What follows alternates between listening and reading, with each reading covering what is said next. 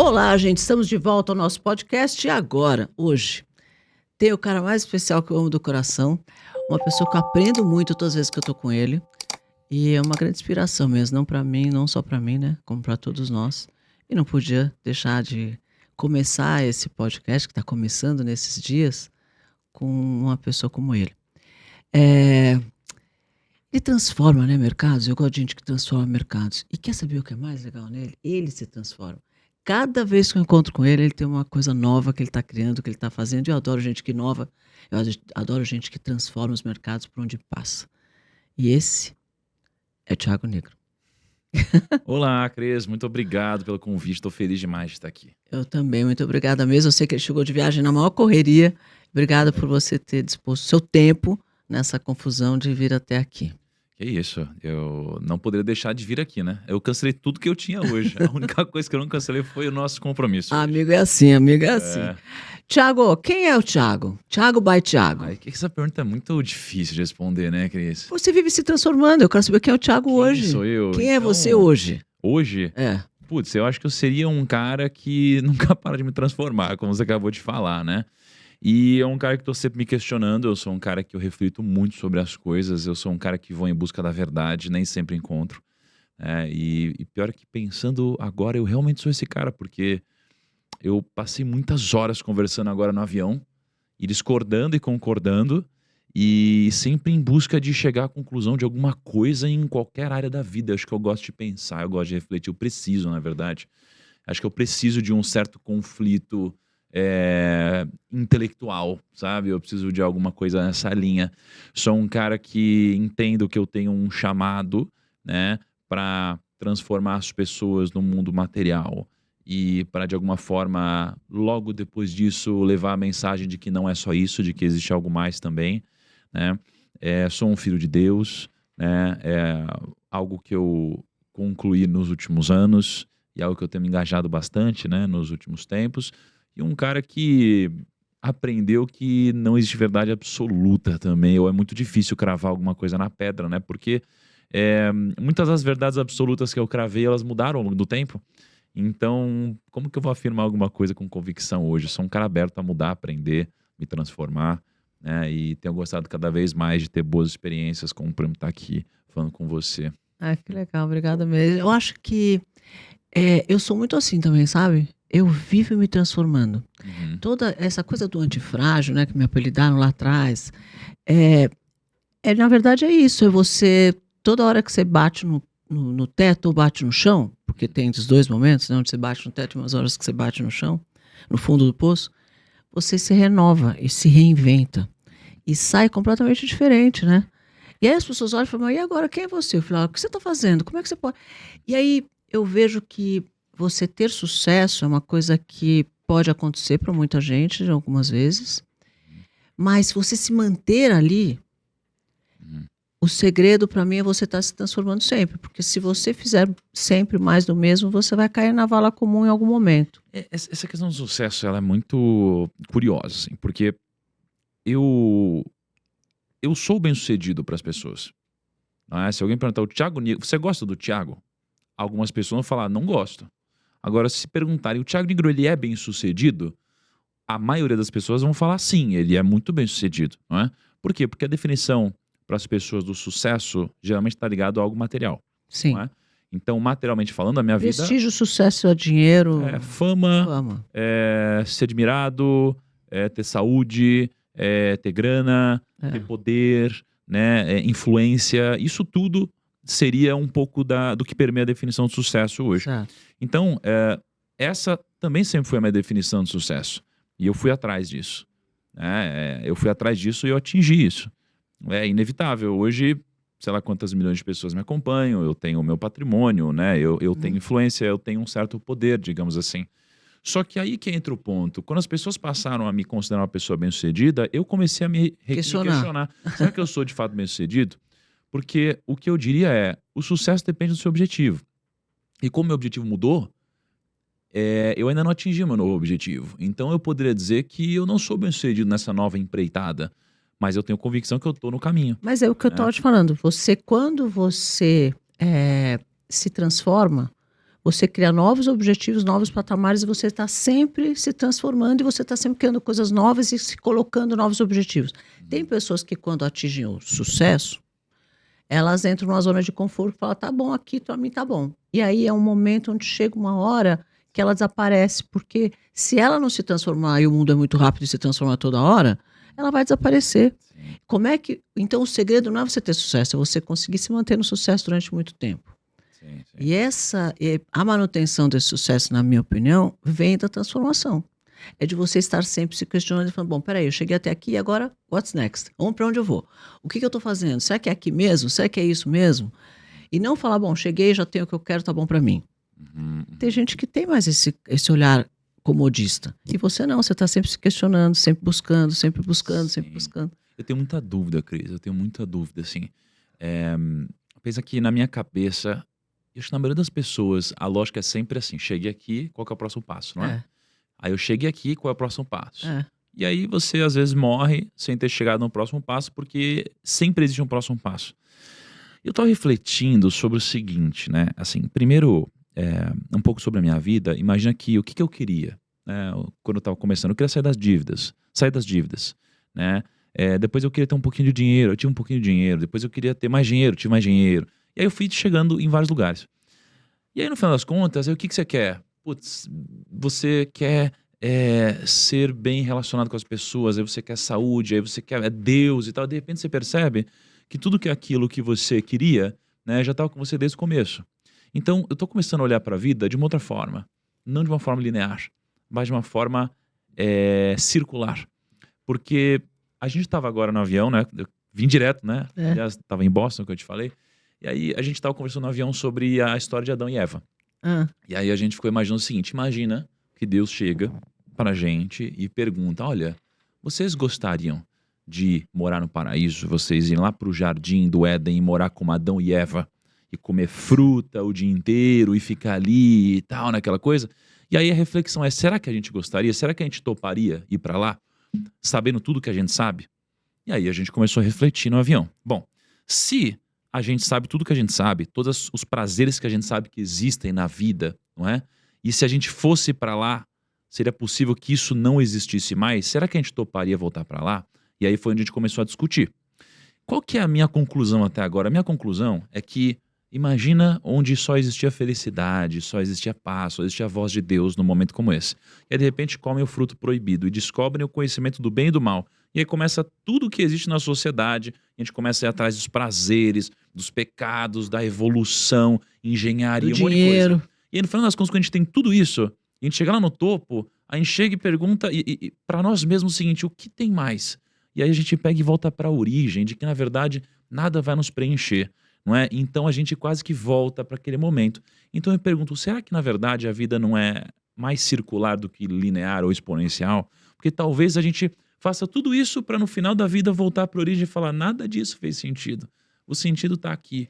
Né? Então, na minha definição ou busca pelo sucesso, eu estou um pouco nesse momento, sabe? Então, mas o que eu penso, assim, Thiago? Eu acho que isso foi uma coisa muito evidente durante a pandemia. Eu acho que a pandemia, que hoje está sendo questionado várias coisas, mas eu acho que ela veio com esse ensinamento, assim, porque chegou uma hora que ela te tirou as pessoas, te tirou o dinheiro, te tirou a liberdade de ir e vir, te tirou... Aí você falou, bom, tudo aquilo que eu lutei para ter, sei lá, o carro, o avião, várias casas, ou sei lá o que eu lutei para ter de dinheiro, de coisas, ou não sei o quê, hoje não me serve de nada, porque eu estou preso aqui em casa e não posso fazer nada. O que me sobra? O que de verdade vale para mim? Porque me tiraram tudo aquilo que eu lutei para ter, o meu sucesso me deu. O que sobrou para mim? O relacionamento que eu tenho, ou a vida que eu tenho, ou eu comigo mesmo, como é que eu vivo com isso? E é isso, por isso que eu acho que teve muita gente que não soube lidar com a pandemia, porque ela não estava preparada para isso, ela vivia só para fora. Sim. Então, na hora que você... E aí, falando isso que você está falando, você quando está focado... Hoje veio um outro entrevistado aqui, o Álvaro Chocari, que ele falou, quando eu comecei eu queria ser rico, ponto. Então eu queria ser rico. Então, tem um primeiro momento na sua vida onde você só objetiva o dinheiro porque você sim acredita que o dinheiro vai te dar tudo aquilo que você quer. Então, você luta muito por aquilo. Até que o dinheiro vem, e assim, invariavelmente, todo mundo que eu converso, é a mesma conversa. Depois que o dinheiro vem e que você atingiu o sucesso, aí você fala, peraí, eu não tenho tudo que eu queria. O que que é? Agora o dinheiro eu tenho, mas o que que tá me faltando? E aí por isso que você fala que você volta. Então eu acho que é um conhecimento sobre o fato que dinheiro sim é bom, porque a gente, não quero, não serve para nada e tal, não é hipocrisia, mas você dizer que não é só isso, né? Eu acho que é isso que a gente está falando aqui. E é interessante porque por que as pessoas querem ter dinheiro? As pessoas querem ter dinheiro para ter liberdade, não é? Só que talvez a definição das pessoas de liberdade esteja equivocada, né? Eu estava vendo o Clóvis falando um dia, ele falou sobre a definição de Kant em relação à liberdade. E a liberdade não é você fazer o que você quiser. A liberdade é fazer o que você não quiser. Como assim? É porque se você faz o que você quer, você é escravo do seu desejo.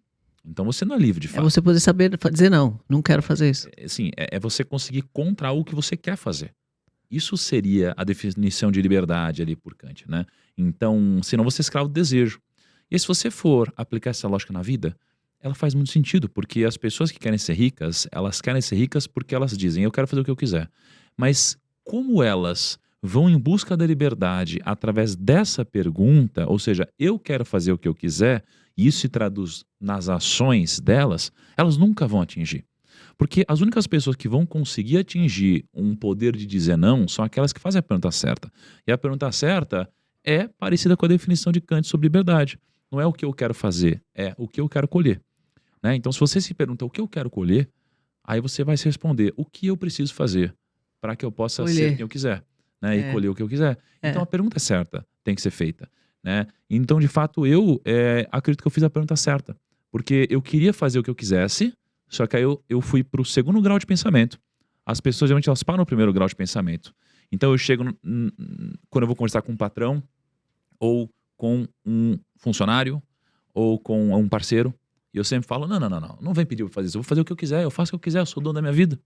E, na verdade, essa pessoa ela é a maior escrava que existe. Porque ela não é capaz de fazer o que precisa ser feito para que ela possa ter liberdade de dizer não. Então, se essa pessoa usasse pensar diferente, ela provavelmente chegaria em lugares onde as pessoas que você entrevistou chegaram, né? Que ousaram fazer perguntas diferentes, talvez tiveram um pouco de sorte na vida. Então, acho que a pergunta e a reflexão, ela faz você se mover. Porque imagina que a gente vive num mundo onde as pessoas, elas vivem numa esteira de produção. A gente nasce, a gente tem muito tempo, a gente tem muita saúde e não tem nenhum dinheiro. Aí a gente fica mais velho, a gente tem dinheiro, tem saúde, não tem tempo. A gente fica velho, tem tempo, tem dinheiro, não tem saúde. E a gente está numa linha de produção onde a gente é escravo de um modelo de ensino, onde a gente é treinado para que a gente seja medíocre e nos obriga a passar mais tempo aprendendo algo que a gente não é talentoso, onde a gente poderia focar nosso talento e contratar alguém para fazer o que a gente não é tão bom assim, não é? Então, o que vai fazer alguém sair dessa roda dos ratos? Tirando um pouquinho de sorte, de talvez você ter nascido numa família que vai te ajudar nisso, o que vai te fazer sair da roda dos ratos é a reflexão, é o questionamento, é pensar, não é? As pessoas muitas vezes não pensam, elas não têm a ousadia de pensar e não têm muitas vezes a coragem de executar a coragem de ir contra o sistema. E aí, é tão simples você parar para pensar na lógica de que a maioria das pessoas tem o mesmo resultado e segue essa lógica do dinheiro, de no final da vida ter tempo, dinheiro e não ter saúde, que se todo mundo tem o mesmo resultado e todo mundo faz a mesma coisa, a lógica é simples. Decisões populares vão te trazer o resultado da maioria. Decisões impopulares vão te fazer ser quem poucas pessoas conseguiram atingir antes de você. Então, as decisões impopulares elas precisam ser pensadas, refletidas e a coragem precisa existir para ser executada também, né? Então, acho que existe um pouco dessa lógica na minha cabeça. Só qual que é o problema das decisões impopulares? As decisões impopulares, elas geralmente geram o quê? Não geram o quentinho no coração. Quando você toma uma decisão que todo mundo queria que você tomasse, ou você fala algo que todo mundo queria ouvir, gera um quentinho. Porque todo mundo pega e fala, isso, olha só, que exemplo, eu sou assim, né? Só que quando você faz algo diferente, todo mundo te abomina porque é como a dieta, né? É como você conseguir chegar num grau de saúde que você tem e você não chegou assim facilmente porque a maioria das pessoas não te apoiam, né? Elas depois aplaudem, mas elas não te apoiam porque elas não dão conta de fazer a mesma coisa. Não, incomoda. Eu acho que tem assim, quando a gente toma uma decisão impopular, e o impopular, na minha opinião, é quando você faz coisas que as pessoas gostariam de fazer e não tiveram coragem de fazer. Por isso que ela é impopular. E aí, ela começa a falar assim, não, mas o que você fez não foi assim, você fez porque você roubou, você ganhou dinheiro porque você roubou, você emagreceu porque você fez lipo, você não é Isso, é. nada pelo seu Photoshop. Photoshop, eu não sei o que, vai ver tudo menos concordar que o que você fez ou atingiu foi a tua capacidade de trabalho, empenho, constância, dedicação, disciplina, sei lá, que te levou para aquele lugar. Não, isso eles não vão assumir, porque se eles assumirem eles vão ter que olhar a autorresponsabilidade e dizer, tá vendo, eu não fiz porque eu não fiz tudo isso aí, Sim. né? Então, eu sempre fui uma pessoa polêmica nesse aspecto. Então, eu não sou uma pessoa de muitos amigos, principalmente as Pô, mas mulheres. você parece uma pessoa com tantos amigos, Eu cara. tenho muitos amigos. Eu tenho mesmo muitos amigos.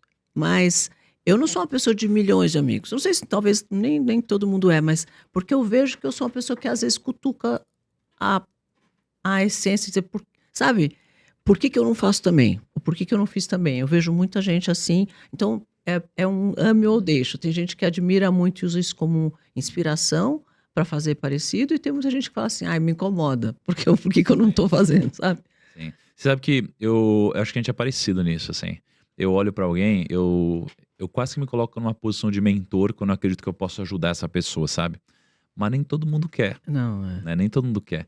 E aí foi quando eu aprendi a diferença, né, da repreensão, do conselho e da crítica, né? A gente geralmente deveria amar a repreensão, né? A repreensão, ela geralmente é dada por alguém que te ama ou alguém que é especialista na área. Então, se você me repreender na sua área, eu tenho que ouvir, porque você é especialista na sua área, não é?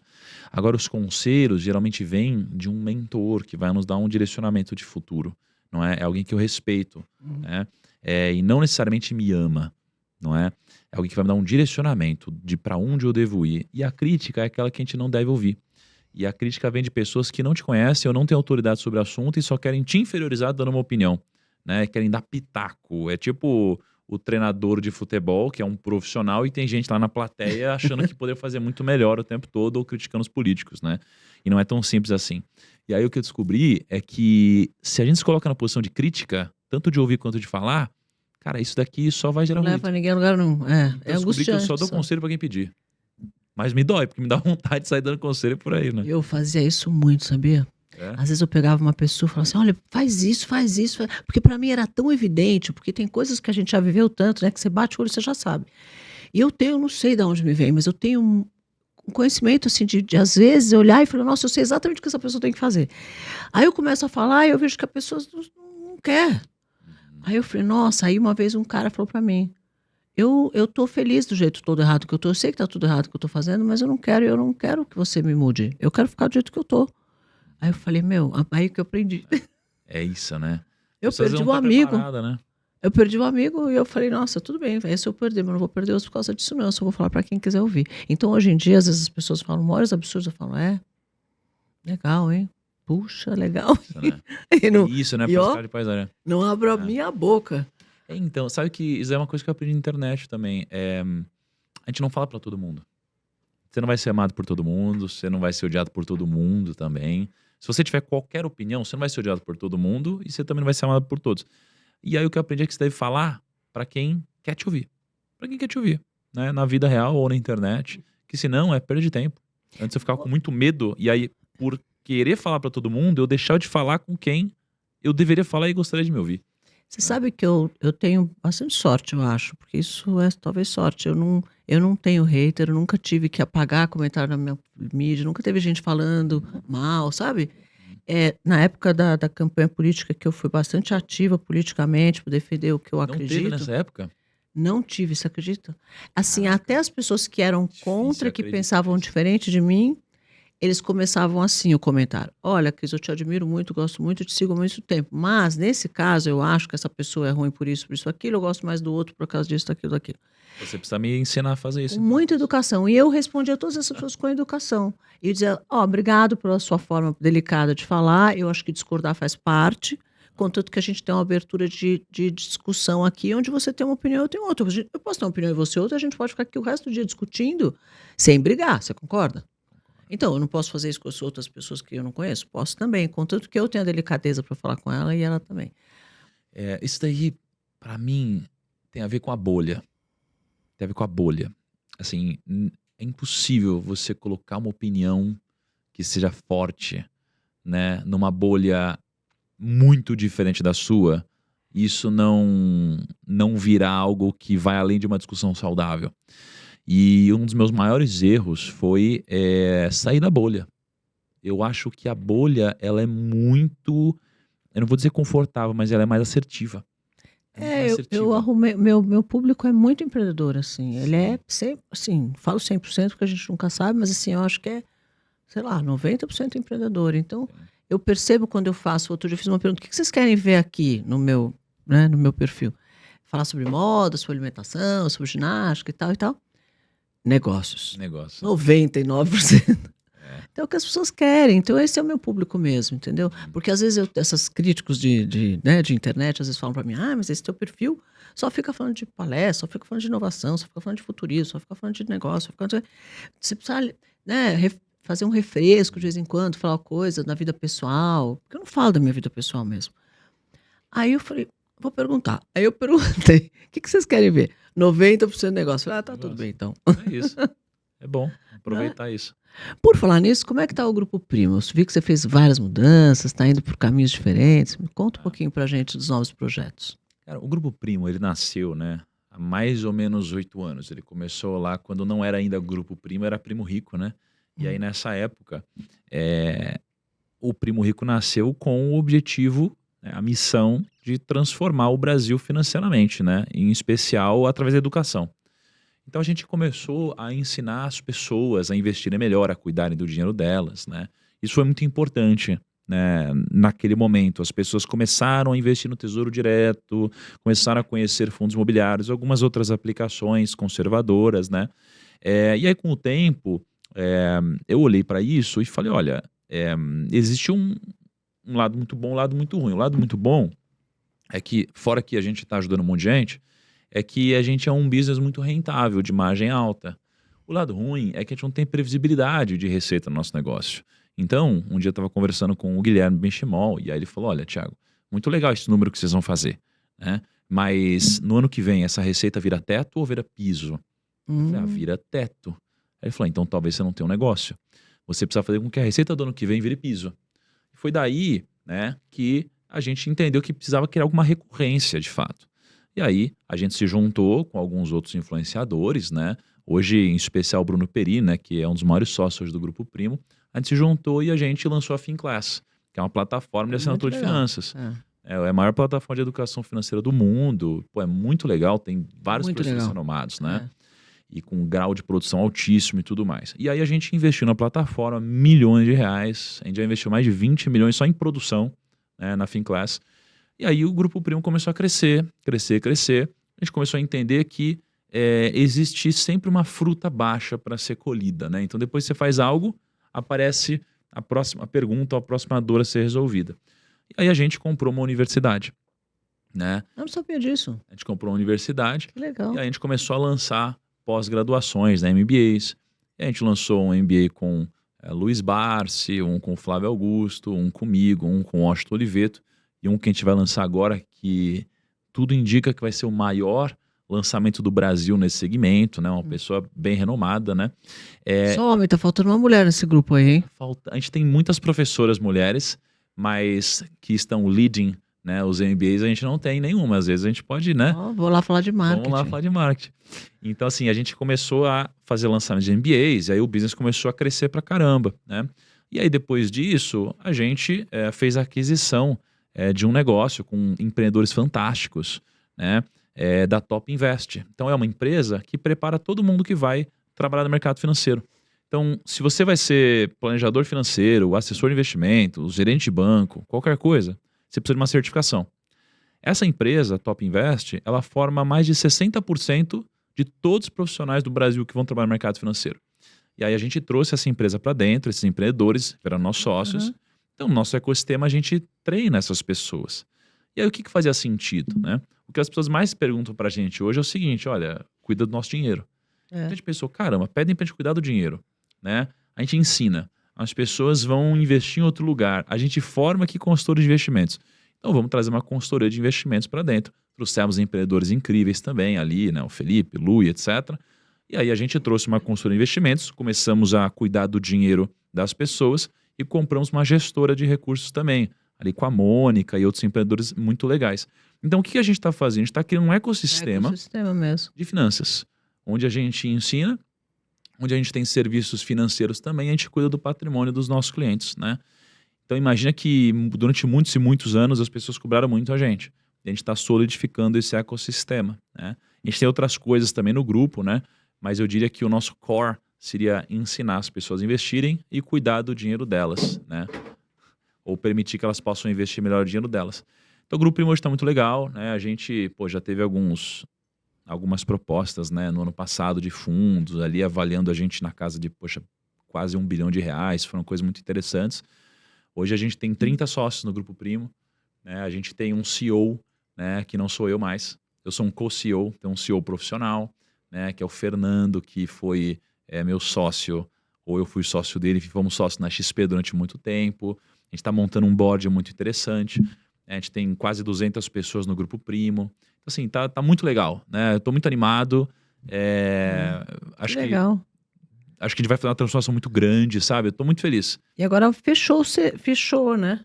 A ideia. Tem poucas coisas ainda que tinha não uns bracinhos faltando. O que a gente não entrou ainda, assim, eu não sei nem se a gente vai entrar, mas é porque é uma reflexão sobre grau de complexidade, risco versus o retorno, né? Então, eu não sei, assim, se a gente vai entrar, o que a gente vai entrar, quando vai entrar. A gente tem alguns outros passos, né, que estão mapeados, mas com certeza vai ser um business muito relevante no Brasil e vai ajudar muita gente. Que legal, que bacana. Parabéns. Olha, eu não sabia dessa universidade. Que bacana isso. É bem legal. Hoje, uma linha de pós-graduação para a gente é uma linha bem relevante. A gente tem bastante aluno, muita gente sendo empregada. Tem muita gente procurando isso. Eu dou aula no MBA da PUC do Rio Grande do Sul fazem 5 anos. Eu comecei fazendo uma matéria, hoje eu faço 4. E eu gravo ali uma vez por ano. E é incrível o número de alunos, gente que se conecta nisso. E aí depois fui para outras universidades que eu fiz a mesma coisa. Sim. E é muito bacana, assim, tem muito... Meu curso lá é um dos que mais vendem. Então, é muito legal isso. Eu gosto muito da pós-graduação porque você fala com menos gente. Imagina, a gente fala com muita escala, né? E às vezes você não consegue manter a proximidade que você mantém no MBA. Poxa, tem um caso de um rapaz que ele trabalha numa cozinha. Aí ele comprou um MBA para ele trabalhar no mercado financeiro. Aí ele mostrou foto que ele ficava na cozinha, no computador, sabe? No expediente e tal. E aí ele conseguiu aprender, foi estudando, estudou muito, se dedicou, acho que mais do que a maioria das pessoas, e hoje trabalha na XP como assessor de investimentos, sabe? Então, assim, são historinhas muito boas das pessoas. Tá bem legal. As pessoas se transformam mesmo. Eu acho que se você tiver uma oportunidade de conhecimento, né? Pode tirar tudo das pessoas. Onde você tiver... Outro dia me falaram, mas e se acontecer alguma coisa com o Brasil? Eu falei, olha, eu tenho tanto conhecimento, quando eu tiver eu vou me virar. Eu não tenho medo. O conhecimento é um tesouro muito valioso, né? Não tem como tirar de você, né? Tem. Pode tirar tudo de mim, mas meu conhecimento vai tirar. Onde eu tiver, eu me viro. Eu não tenho medo. Eu sou bastante destemida nesse aspecto. Mas o que você vai fazer? Eu falei, olha, eu vou fazer algumas cidadanias em outros países, qualquer coisa acontecer, eu vou para lá e começo tudo de novo e vai dar tudo certo. É verdade. Tenho certeza que eu vou me virar. Eu tenho uma vontade de fazer um projeto. Um dia talvez eu faça. Eu fico pensando como seria eu começar do zero, né? E aí eu fico pensando, por que eu não faço isso de fato, né? E só que no Brasil não daria, né? Porque as pessoas provavelmente me conheceriam, né? Não, mas dá sim. Seria difícil.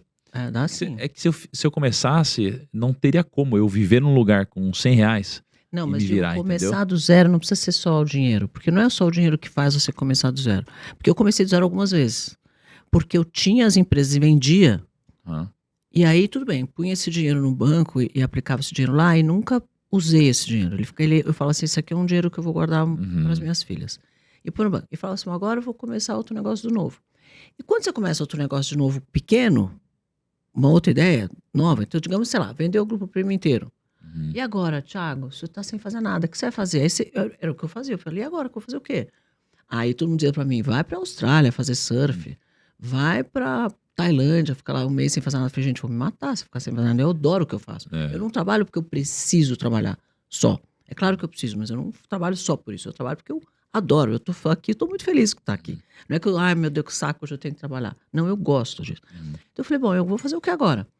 E aí começava a pensar, e ela escolhia uma coisa e começava do zero. Por exemplo, quando eu comecei esse negócio do colágeno, não existia essa categoria, não existia nada sobre isso, ninguém sabia nada sobre colágeno, ninguém tinha nunca feito. Então era uma coisa do 000, menos um. Sim. E eu tinha que explicar o que isso funcionava, e as pessoas iam da minha cara e falavam, mas a Cristiane está mandando as pessoas comerem creme. Ela enlouqueceu. Começou nesse nível. Então isso é do zero. Porque você tem que explicar um novo conceito, você tem que explicar uma nova ideia, você tem, qualquer que seja, você tem que investir naquele negócio sem saber se aquele negócio vai dar certo. É inovador, as pessoas vão te questionar. E olha que eu já era conhecido, eu já tinha vendido uma empresa bem, eu já tinha vendido a segunda, isso era terceiro negócio. Mesmo assim, as pessoas olhavam para mim e falavam, isso não vai dar certo. Isso não vai dar Então, certo. é muito desafiador mesmo começar um negócio do zero, né? Só que eu fico imaginando o quão desafiador seria eu começar um negócio do zero sem a minha influência. Assim, Sem eu poder usar o meu networking, é meus só você acessos. mudar de mercado. Você não mas tem influência como. em outro mercado. Claro que tem, Cris, Não. conhece todo mundo.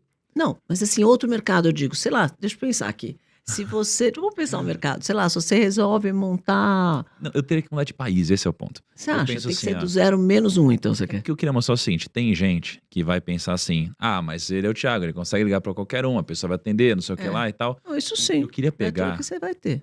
Então, mas esse é o ponto, eu queria mostrar eu conseguindo um resultado do zero, sem networking e sem dinheiro, só com conhecimento.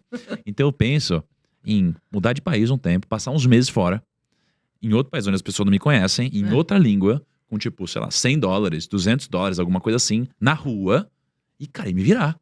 E mostrar para as pessoas que eu ia conseguir. Então eu tenho vontade de fazer isso. Eu tenho muita vontade. Mas a prioridade de tempo e rotina hoje, né, é complexa. Mas eu tenho vontade de fazer isso, sabe? Você quer Um se dia eu vou fazer. desafiar, na verdade. Também. Você quer se desafiar. Também. Ia ser divertido, não ia? Porque a gente apontou os nossos conceitos a teste. Não é, então, porque isso, a gente fala, e por mais que eu já tenha feito algumas vezes, você também, eu fico pensando, e se eu gravar tudo isso para as pessoas verem? Seria interessante. Então, Eu comecei muitas vezes do zero, mas, claro, eu tinha já relacionamento e tal, só que uma coisa é verdade, assim, que você está falando, e eu estou pensando aqui, quando eu comecei do zero, não existia internet, não existia Instagram. Então, eu tinha relacionamento no meu microcosmos, que era o microcosmos do qual eu conseguia alcançar com meus braços, né? Hoje que tem a internet, o meu braço ficou bem mais comprido, porque eu alcanço pessoas fora do Brasil, em outros estados, não sei o que eu não alcançaria se eu não tivesse a internet. Então, esse network ficou mais ampliado. Então, quando você diz eu estou em todos os mercados, provavelmente sim, mesmo, é verdade, porque você, com o volume de seguidor que você tem, influência na internet que você tem, você alcança muita gente. Então, isso é difícil você apagar, né? Para começar do zero. Então, é verdade. Na minha época, não tinha isso. Então, era do zero mesmo, porque você não tinha internet. E aí, quando você sai daquele microcosmos e começa outra coisa, você tem que começar tudo de volta. Começar a fazer outro relacionamento. não deve ter sido fácil, não. Você aprendeu bastante, né? 3 vezes, do zero. Caramba. Então, eu já sei que dá. Aí você vai montando uma formulazinha aqui de uma coisa que você sabe que algumas coisas não certo. E você vai repetir, você tá rindo, porque você já sabe. Não, eu tô rindo, você tá rindo sozinho. Você falar, não, você começa a imaginar, né? Se eu tivesse lá, eu já sei exatamente o que eu vou fazer para dar certo. Porque você vai criando a sua própria formulazinha para dar certo. Sim, total. Eu já peguei eu acho que em 3 meses, em 3 meses um cenário otimista e 6 meses um cenário conservador, eu acho que eu conseguiria fazer $1 milhão onde eu tivesse. Eu acho. Eu acho porque eu nunca lançar o desafio pro Thiago. Eu acho porque eu nunca fiz na prática, mas eu sou bem convicto que seria possível, assim, se eu me dedicasse. Mas um dia, quem sabe, a gente faz isso, Fazer né? um teste. Bom, deixa eu falar. Vida pessoal tá feliz, né? Tô bem feliz. Maravilhoso. Eu adoro quando as pessoas se transformam também nisso. Porque você não acha que um ingrediente muito importante para o sucesso na vida da gente é você ter um parceiro que você esteja feliz? Eu acho que depende da sua definição de sucesso e depende também do seu grau de maturidade. Porque, por exemplo, para a maioria das pessoas, o sucesso era algo material. Eu tive sucesso material, né? Agora, para outras pessoas, o sucesso é você ter uma vida com Deus, né? Para outras pessoas, o sucesso é você ter alguém para compartilhar. Então, acho que tudo vai depender da sua definição de sucesso. Para mim, a definição de sucesso hoje, tá? Mesmo sempre tendo valorizado a família de alguma forma, sim, você precisa de alguém, né? Com certeza. Assim, na minha definição hoje, né, do que é o casamento, o que é o relacionamento, né, que é uma só carne, etc. Isso é a prioridade. Eu acho difícil você colocar alguma coisa na frente disso mesmo hoje. Porque na minha definição e bíblica, né, onde é uma só carne, não tem como você colocar algo na frente disso, né? Na frente de um pedido, na frente dessa prioridade, não tem como mesmo. Então, eu hoje não conseguiria ser feliz, né, com o sucesso material que eu tenho. É muito importante, é muito importante. Que signo você é? Eu sou de Libra. Eu sou pisciana, e pisciana é um bicho bem, assim, sentimento. Pisciana? Sou pisciana com acidente em câncer, dá pra acreditar? Esses negócios de signo, eu nunca acreditei. Até me descreverem no detalhe, eu falei, então, não é possível. eu não acredito em previsões dessa coisa de signo, mas eu acredito muito na característica das pessoas estar muito conectada com o signo que ela é, e eu tenho prova como essa, né? Que a pessoa consegue se descrever. E aí, quando eu entrevisto umas pessoas para trabalharem, eu pergunto do signo. Porque o cara de Leão é um cara bom de vendas, a pessoa de Virgem é uma pessoa boa de financeiro, contabilidade, né? Uma pessoa organizada, disciplinada e tal. Bom, e aí, por ser pisciana e câncer, eu sou uma pessoa super sensível. As pessoas falam, mas não parece nada com você do jeito que você é. Eu falo, imagina o esforço que eu precisei fazer para superar a minha forma de ser, para conseguir fazer o que eu construí no tempo que eu construí sendo mulher. Seu perfil DISC, você sabe o seu ou não? Hã? Qual é o seu perfil comportamental? DISC? Não sei. Dominante, fluente, não? Não tenho ideia. Precisaria descobrir, não sei. Vou descobrir. Então, acho que às vezes comecei a falar isso para dizer, talvez por isso, eu acho que é muito importante. Se eu não estou bem emocionalmente, eu já acordo diferente, sabe? Então, eu adoro trabalhar, mas eu quero trabalhar bem. Então, para eu estar bem, eu tenho que estar emocionalmente bem. Eu estou reformando um apartamento, né, que não está ficar pronto nunca. E aí eu já estava falando, nossa, eu tô ruim, eu tô meio ruim quando eu cheguei aqui. E aí eu descobri que é um pouco dessa sensação de que eu mudei da minha casa, meu apartamento não está pronto, eu tô num flat, tô numa coisa que não tô na minha casa, a minha rotina não está organizada, você começa a ficar bagunçada emocionalmente, sabe? Então comecei a perceber que essa instabilidade assim começou a me fazer mal, entendeu? Porque a minha rotina não está direitinha. Nossa, é ruim, né? Eu adoro rotina. Ruim. É muito louco isso, né? Porque as pessoas, elas criticam rotina, né? E a nossa vida, por exemplo, é uma vida que ela tem muitas mudanças e tem evento, tem não sei o que lá, tem muitas coisas diferentes, muitas conversas, muitas pessoas diferentes, é muito dinâmico. Mas não significa que não tem rotina, né? Eu descobri que a rotina é muito importante. Muito. E toda vez que eu perco a rotina, cara, você entra numa performance muito mais baixa. Né? Muito mais baixa, porque tem pequenas coisas que parecem que são tão insignificantes, mas que elas fazem toda a diferença no resultado. Então, por exemplo, a gente come direitinho, e aí a gente viajou, e aí você come uma coisa errada.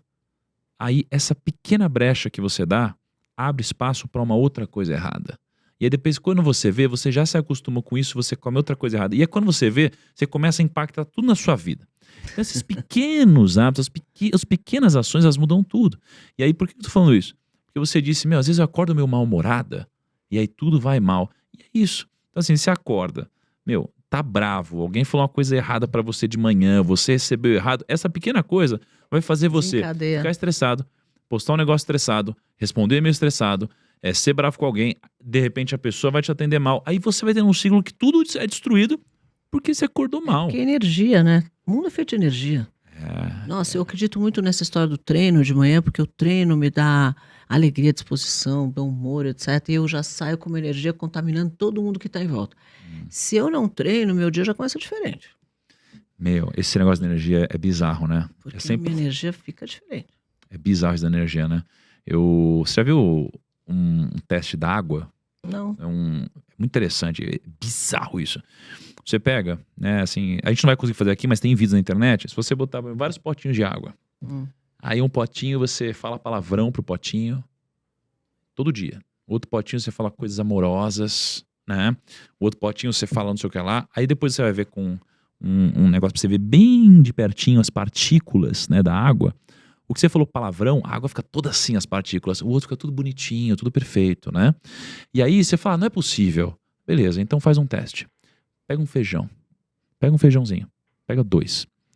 Sabe quando você planta feijãozinho? Sim. Pega 2 feijõezinhos. Você Põe no chega pra algodão. Põe no algodão. É. Aí você chega pra um e você todo dia xinga o feijãozinho. Não é sacanagem, tá? Todo dia. Xinga o feijãozinho. Alopra o feijãozinho, bota energia ruim nele. E no outro só bota coisa boa. Olha o que vai acontecer depois de alguns dias. Isso daqui, qualquer um pode ver em casa. Incrível, né? Ou seja, isso daqui prova que alguma coisa existe em relação à energia, pra quem tem dúvida. Então não dá. E a palavra tem poder, né? Tem muito poder. A Poder, palavra tem muito nossa. poder. Eu tava falando isso hoje. Tem umas coisas que eu falei, né, na viagem e que depois aconteceram. Falei, cara, a gente precisa vigiar com o que a gente fala. As coisas boas e as coisas ruins. Em especial com a intenção do que a gente fala. Porque pensa que é como o motoboy que a gente reclama, né? Que ele buzina. Imagina ele que ouve todas as buzinas dele. Cara, quando a gente fala, a gente se ouve. Quanto mais a gente fala, mais a gente se ouve. E quando a gente ouve, o negócio entra na nossa cabeça. E quando entra na nossa cabeça, a gente sente algo. E quando a gente sente algo, a gente faz algo. Quando a gente faz algo, a gente colhe algo. Não é? Então tudo começa, às vezes, do que você fala, porque volta pra sua cabeça. Então a gente tem que tomar muito cuidado com o que a gente fala. E a gente também tem que tomar muito cuidado com quem está ao nosso redor falando. Nossa. E quando a gente percebe as pessoas que estão ao nosso redor falando, a gente tem que lembrar que tem muitas vozes na nossa cabeça. Tá? Voltando para aquela história de Adão e Eva, né? Adão e Eva, eles viviam pelados, nus. E aí, quando eles comeram do fruto proibido, Adão ele se escondeu, ficou com vergonha. E aí Deus chegou para ele e falou, por que você tá com vergonha? Né? Ele falou, eu tô nu. Por que ele começou a sentir vergonha depois de ter adquirido esse conhecimento? Porque ele já não tinha mais uma única voz falando na cabeça dele, que era a voz de Deus. Tinham muitas vozes falando. E na nossa vida, a gente tem muitas vozes o tempo todo. A dieta é sempre um exemplo mais simples, né? Você tem o brigadeiro, você tem várias vozes falando pra você. Ah, come aí, só hoje. Qual o problema? Exato.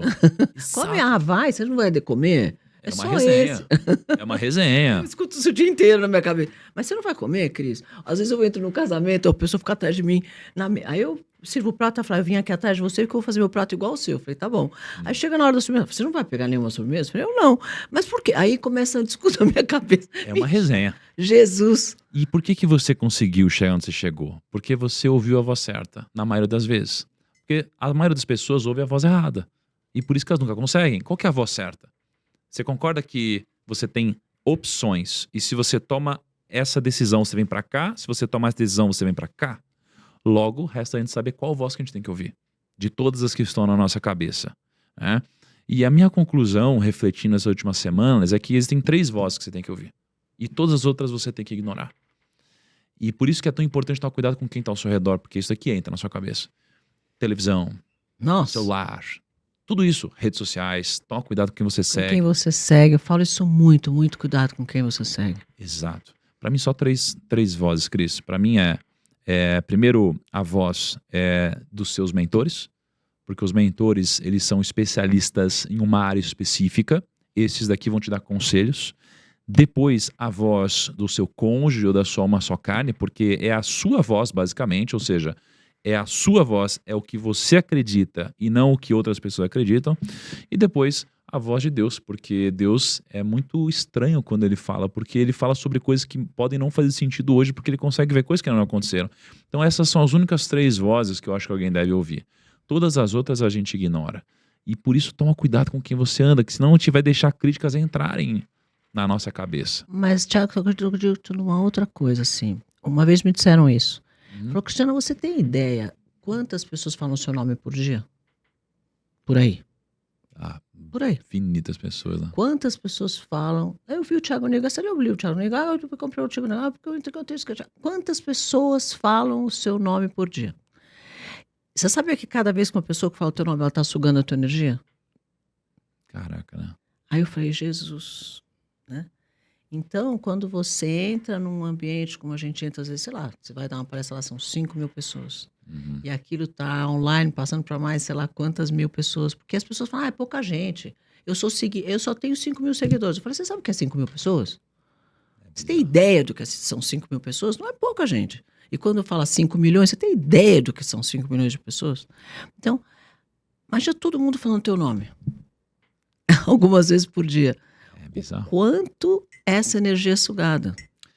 Meu. Aí precisa lutar com arma espiritual, né? Porque... tem que rezar muito, meu amigo. Tem que loucura. Tem que rezar. Realmente Tem que rezar bagunçado, muito. Escuta, começaram um negócio hoje. Como é que tá? O que você acha que vai acontecer no segundo semestre? Inflação, mundo? Nossa. Como que você está prevendo isso, nessa confusão? Complicado essa, né?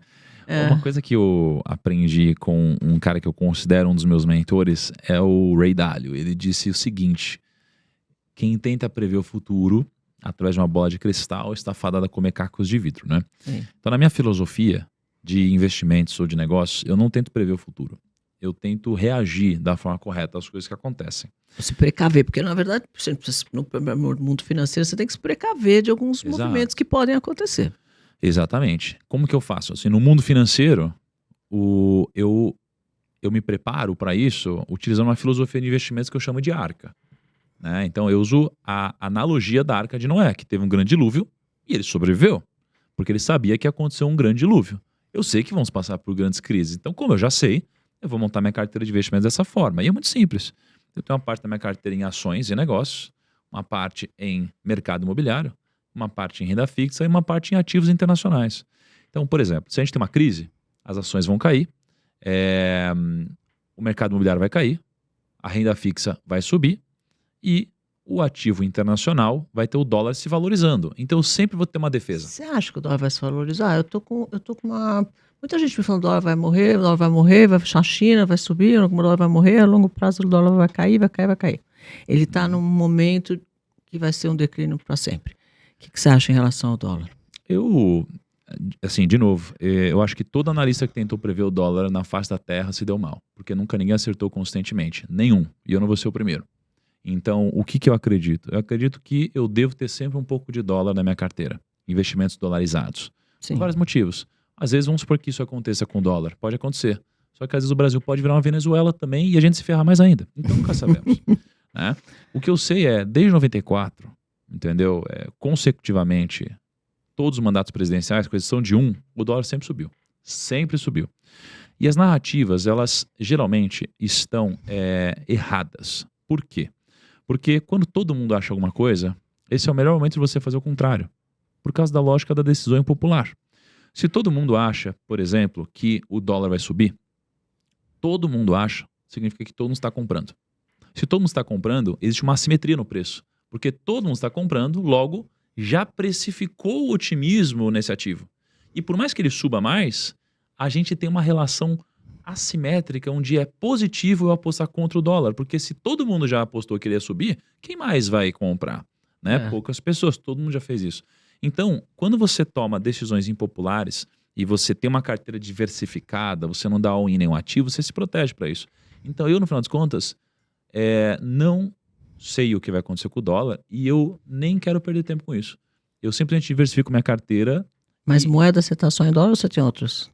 Geralmente em dólar. A maioria em dólar. Eu também. Quase tudo em dólar. Eu também. Às vezes eu penso um pouco em China, mas geralmente dólar. Tá?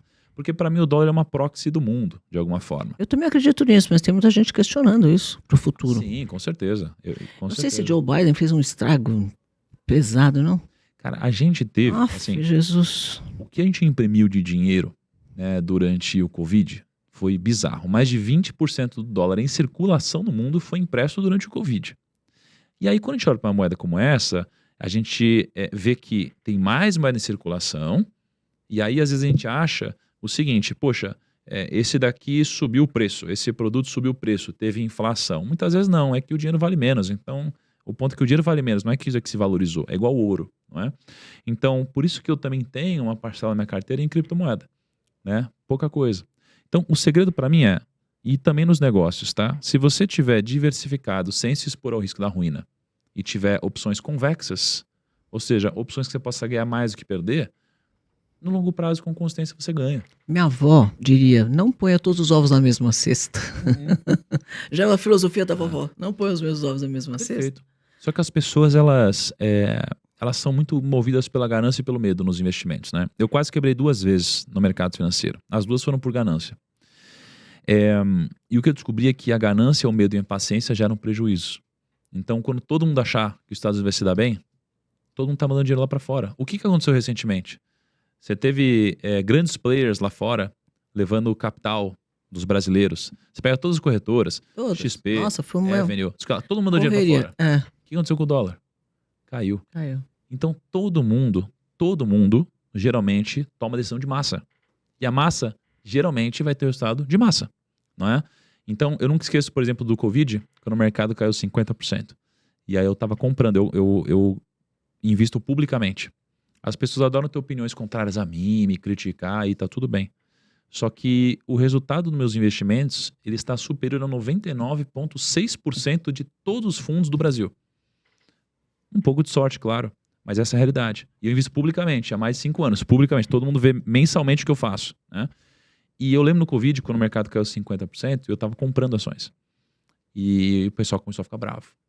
Pô, como assim? Que absurdo, você está comprando. Aí todo mundo achando que o mercado ia ser destruído. Eu, inclusive. Mas a emoção geralmente vai te trazer um viés que está sendo o que guia todos nesse momento.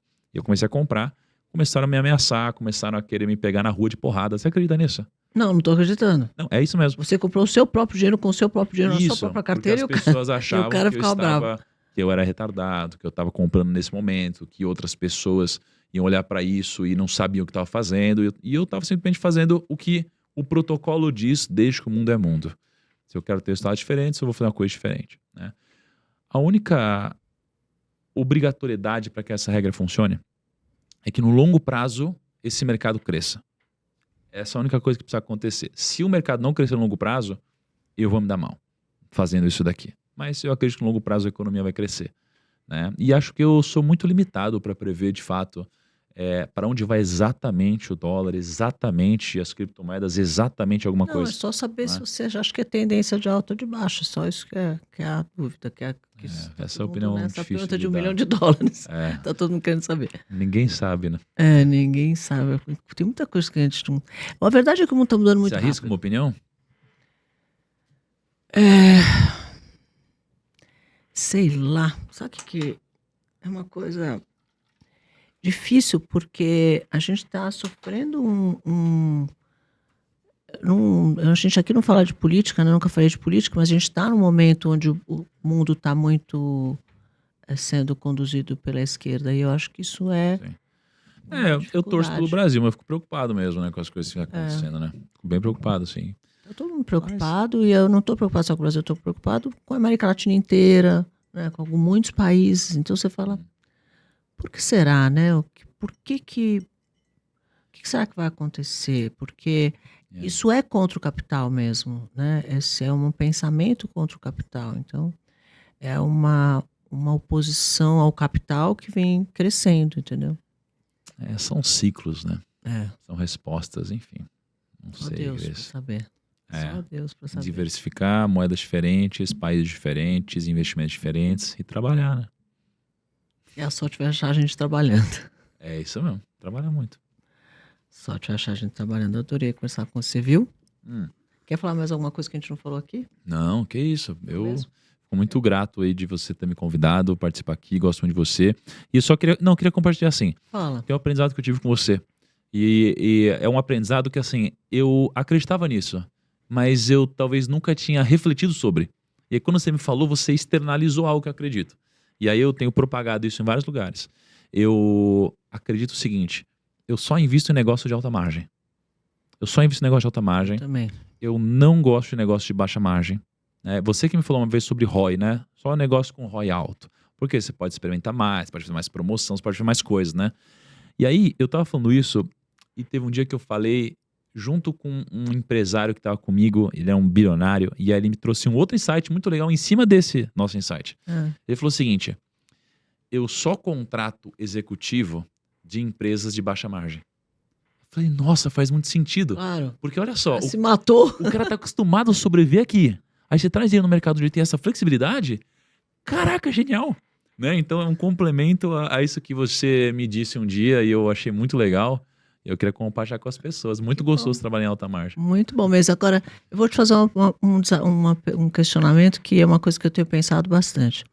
Você está achando mais difícil trazer pessoas comprometidas e dedicadas? Ou não sei, eu tenho sentido bastante dificuldade de conseguir formar a equipe como eu formava no passado, né? Tinha pessoas que estavam com 20 anos, 10 anos, etc. Eu tenho sentido mais dificuldade. Eu vejo bastante dificuldade e eu tenho sentido isso muita gente ressoando esse problema, assim, essa ideia. Eu tenho percebido também, eu não vou dizer que tá mais difícil, né? Mas eu tenho percebido de uma forma generalizada uma mudança de percepção, onde uma parte disso eu acho saudável, uma parte eu acho que não, tá? A gente sempre viveu, né, numa cultura de deveres. Eu tenho muita responsabilidade, eu preciso fazer isso. Então pensa, pô, até antigamente, assim, era uma coisa muito de, não, esse trabalho, eu preciso trabalhar, eu preciso me dedicar. Até na pra fazer família, isso. né? Você tinha deveres na família. Família e tudo mais. Era uma cabeça de deveres. Sim. Hoje, as pessoas estão cada vez mais vindo para uma cabeça de direitos. Nossa, maior verdade Não é? isso. Ah, não, eu tenho direito a tudo, eu quero vale não sei o que lá, eu quero direito a isso, não me trata mal, não faz isso, não sei, né? E aí, qual que é o ponto? Eu acho que é legal você ter um pouco mais dessa cabeça, só que eu acho que o pessoal foi demais. Isso daqui não atrapalha quem os contrata, atrapalha eles, no final das contas, né? Porque quem contrata vai dar um jeito, às vezes alguns vão se ferrar ao longo do caminho, mas a maioria vai dar um jeito, né? Então o problema é para essa pessoa, o indivíduo que tem a cabeça de direito, ele acha que ele pode tudo. E no final das contas, ele que acha que pode tudo não vai conquistar nada, né? E ele vai sempre viver terceirizando as coisas, responsabilizando os outros. Nossa, Thiago, vou cair uma ficha na minha cabeça, gente, desse tamanho agora. Igual aquela que eu te dei, então, da Márcia, você me deu essa, porque eu ando nessa angústia de querer entender o que está acontecendo com as pessoas. E você explicou isso muito claramente, porque é isso mesmo. Pessoas, eu quero, mas tudo bem, mas você vai me dar o que em trocar? Não sei, aí sei lá, entendeu? Toma aí o problema, resolve você. E eu não tenho problema de resolver problema, né? Eu tava falando isso aqui até hoje, sim. Eu resolvo o problema o dia inteiro, a gente só resolve o problema o dia inteiro, né? A gente tem que saber que a vida é um problema, você passa o dia inteiro resolvendo problema. Mas, de alguma forma, aquelas pessoas que estão ali têm que ter uma obrigação de resolver algumas coisas e te entregar as bolas redondas, e eu só recebo bola quadrada. Porque você recebe muita bola quadrada. Aí você fala, mas por que, né? Cadê a reciprocidade dessa história? Então tá mais difícil, eu acho. Eu acho também. Por isso que acho que deve se valorizar tanto alguém que às vezes não tem aquela capacidade técnica, mas tem um alinhamento cultural desses, né? Aliás, foi um dos meus grandes aprendizados nos últimos anos, assim. Nenhuma velocidade de crescimento justifica o sacrifício da cultura, sabe? Nenhuma, porque quando você sacrifica a cultura, ela é a mente, né? Ela é o pensamento. E aí, quando o pensamento é desalinhado, isso vai desencadear o pensamento, sentimento, ação, resultado errado, uma questão de tempo. E isso aconteceu no grupo. E aí, quando a gente percebeu que a gente desalinhou, a gente fez uma reestruturação completa. A gente demitiu 100 pessoas no grupo, né? E aí, será que foi bom? Será que foi ruim? No final das contas, algumas pessoas a gente ficou muito triste de ter, de fato, né, tirado pessoas muito importantes, mas o resultado final para a companhia, e que impacta milhões de pessoas, né, essa é a prioridade, aumentou o resultado, fortaleceu a cultura, diminuiu o custo, então foi ótimo para a companhia e agora a gente pode crescer mais saudável. Então, nenhuma velocidade de crescimento vale o sacrifício da cultura. Assim. Missão, propósito, cultura. É isso. Maravilhoso. Conversamos com o Thiago Negro, maravilhoso, gente. Olha, dá um like nesse vídeo, assina o nosso canal, liga todas as notificações para vocês não perderem nada e não perderem o papo com o Thiago Negro, porque vocês vão amar. Beijo. Tchau.